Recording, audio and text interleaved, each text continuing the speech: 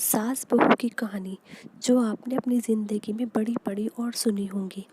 आज की हमारी हिंदी कहानी औरत पर है, जो एक इमोशनल स्टोरी है। ये एक बहुत इंटरेस्टिंग हिंदी स्टोरी है। अरे रानी, ओ रानी, सो रही हो क्या अभी तक? रानी की जेठानी ज़ोर ज़ोर से चिल्ला रही थी। घर के आंगन में खड़े होकर रानी यानी मैं तभी मैं भागते हुए अपने कमरे से निकली और बोली, दीदी आ गई मैं। जेठानी बोली, रानी तुम्हारा नाम रानी है, तुम रानी नहीं हो। मैंने तुम्हें रात में ही समझाया था कि जब सुबह को जल्दी उठ जाना तुम्हारी मुंह दिखाई की रस्म है। मैंने बोला कि दीदी रात को नींद ही नहीं आई, जगी नहीं है, और मन में थोड़ा डर था कि सुबह आँख नहीं खुली तो। रजनी दीदी हंसते हुए बोली, रानी मेरी प्यारी देवरानी जल्दी से घूंघट कर लो, अगर माँ जी आ गई तो हंगामा हो जाएगा। मैंने घूंघट किया। इधर तभी माँ जी वहाँ आ गई और कड़कड़ाती हुई आवाज़ में बोली, चलो अब क्या यही गपशप मारती रहोगी तुम दोनों? हमने चलना शुरू ही किया था, तभी माँ जी ने रजनी दीदी के कंधे पर हाथ रखा और बोली, पता है ना कहाँ से जाना है और कैसे जाना है? माँ जी ने बोला कि जब भी कोई बड़ा तुम्हारे सामने खड़ा हो तो हमेशा घूंघट में रहना, और कम से कम अपने बड़ों के सामने आना, और बिना घूंघट के तो कभी नहीं। रजनी दीदी कुछ बोली ही नहीं, बस अपना सिर हिलाकर हाँ बोल दिया। मैंने भी बस अपना सर हाँ में हिलाया।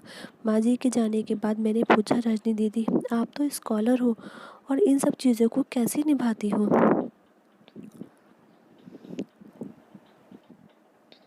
रजनी दीदी मुस्कुराई और बोली कि मैं थारे जेठ जी से बहुत प्यार करती हूँ, इसीलिए। मैं कुछ नहीं बोली और चुपचाप रजनी दीदी के साथ घर के बाहर वाले कमरे में जाकर बैठ गई। वहाँ पर एक पड़ोस की आंटी जी बैठी थी। वो बोली कि यह कैसी बहू आई है, ससुर जी सामने खड़े हैं और यह यहीं बैठी है।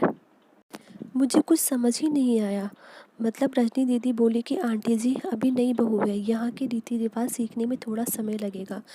रजनी दीदी मुझे वहाँ से उठाकर मेरे कमरे में छोड़ गई। 6 महीने यूं ही छोटी छोटी चीज़ों में बीत गए। फिर एक दिन मैं राहुल के साथ साड़ी लेने गई। राहुल का फ़ोन आया और वह दुकान से बाहर बात करने चला गया। साड़ी की दुकान पर मैं बेधड़क होकर साड़ियाँ देख रही थी। तभी साथ में बैठे हुए अंकल जी खांसे। एक बार, फिर 2 बार, फिर 3 बार। मैंने साड़ी वाले भैया से बोला कि भैया इन अंकल जी को पानी दे दो, बहुत खांसी हो रही है इन्हें। अंकल जी भड़क उठे और बोले, क्या बदतमीज़ लड़की है ये कुछ शर्म लिहाज है या नहीं इसे? दुकानदार हंगामा देख राहुल बाहर से भागकर अंदर आया और अंदर आते ही अंकल जी के पैर छूकर बोले, मामा जी आप यहाँ? मैं घबरा के दुकान से बाहर निकल आई, एक लंबा घूंघट करके गाड़ी में बैठ गई। राहुल बाहर आया और गाड़ी में बैठकर गाड़ी बहुत तेज़ चलाने लगा। मैंने धीमी आवाज़ में बोला, गाड़ी बहुत तेज़ चला रहे हो, कहीं एक्सीडेंट ना हो जाए।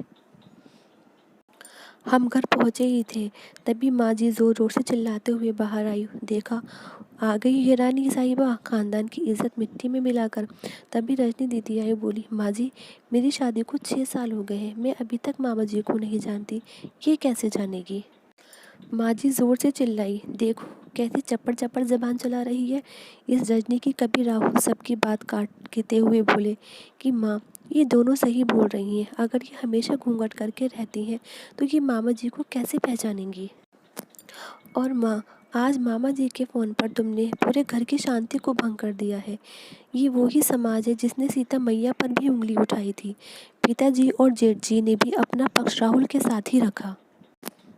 माँ जी थोड़ी देर सोचने के बाद वापस रजनी दीदी और मेरे पास आई और बोली कि तुम दोनों को अपनी मर्यादा पता है। मुझे उम्मीद है कि तुम कभी भी मेरा सर शर्म से नीचे नहीं झुकने दोगी। हम एक ही परिवार के सदस्य हैं, हमें हमेशा साथ रहना है, अच्छा वक्त हो या बुरा वक्त। हर सदस्य को अपनी मर्यादा पता है। माँ जी ने मुझे और रजनी दीदी को गले लगा लिया। दोस्तों, अगर ये हिंदी स्टोरी सास बहू की कहानी आपको अच्छी लगी हो तो शेयर ज़रूर कीजिएगा, लाइक एंड सब्सक्राइब कीजिएगा। Thank you friends.